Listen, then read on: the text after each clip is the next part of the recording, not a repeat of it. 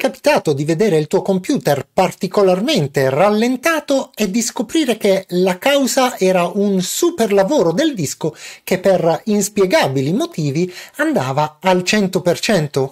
Ebbene, quello che voglio mostrarti oggi è un possibile modo per risolvere questo problema. Andiamo a vederlo insieme. Ti senti pronto? Iniziamo. Devi sapere che su Windows è presente un servizio che ci consente di trovare rapidamente i file quando effettuiamo una ricerca. Il rovescio della medaglia purtroppo è che, essendo il contenuto del disco dinamico e in costante evoluzione, anche questo servizio lavora costantemente e fa super lavorare il nostro disco. A questo punto il mio consiglio è di utilizzare un software alternativo di ricerca come Everything, ad esempio, che ti ho presentato in questo video qua, che ti lascio collegato in alto, e disabilitare questo servizio nativo su Windows in modo da velocizzare il tuo computer evitando di sovraccaricare il disco. Andiamo a vedere come fare. L'operazione anche questa volta è davvero semplice. Quello che dobbiamo fare è portarci in basso sulla lente oppure sulla barra di ricerca, cliccarci su e nella riga di ricerca andare a digitare servizi.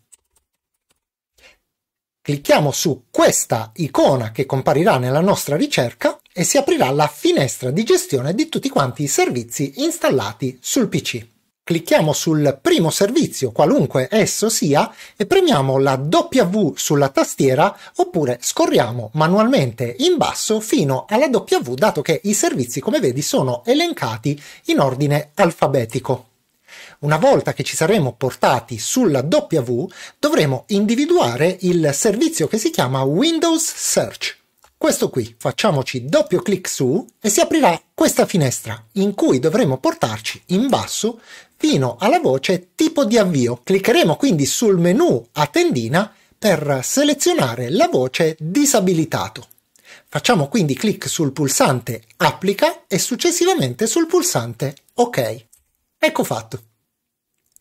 Naturalmente alla base di un disco lento possono esserci anche tanti altri motivi, ma per quella che è la mia esperienza personale molto spesso questo sistema mi ha consentito di ridare dignità a degli hard disk che davvero non ce la facevano più dal super lavoro. Quindi se hai un disco in affanno ti consiglio sicuramente di provarla. Senza considerare il fatto che io preferisco di gran lunga per velocità e leggerezza il programma Everything che ti ho linkato poco fa e che ti suggerisco senz'altro di provare. E detto questo, come sempre non mi resta che salutarti e darti appuntamento alla prossima!